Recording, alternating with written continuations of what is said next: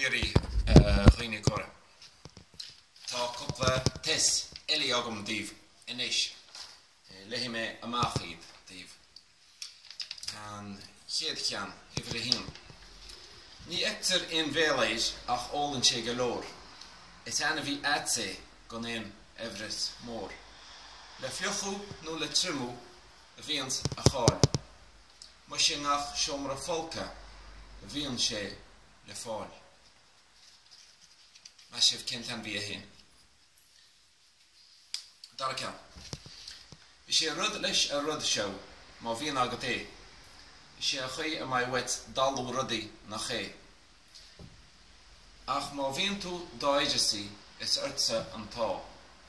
Bhíonn mórán rudaí eile a bhés mar de dhá. Cé rud é hén mas sibh. An tríú ceann. Go néachans go néisteach. Go néistint go mar is céal tá sé seo scríofaí go heisteach an. Go néachans go néisteacht ach sin sé ceol I gathúna gige go niche go nóil. Le richim rí-reathach ní le leor ag a héin ach is minic a bhéalte a gongur I géin. Mas sibh cé nó céir é hén. Cearú ceann. Is bhealach leis chaoi bhealach le caint. Ní le ceol ná le mórán I mbeidh aige in bhaint. Agus le do bháin eile mar a dtuigeann tú fós sí a cháil nach mbeidh ríomhan ach tá ríomhan nós. Agus ceann éirí. Ní rud é seo a dhéann an rásta má bhíonn sé farsing sé a dalladh a bheith sásta.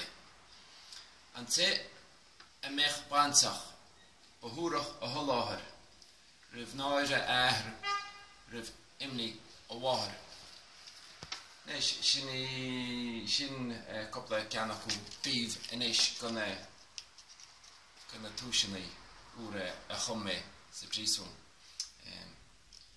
Tá súlám go mbeidh duine cint agaí inán a theacht a níos le freagra nó na freagraí fad arú. Ó mórán agus go saoire bhí de roimh a cháir do Gailí.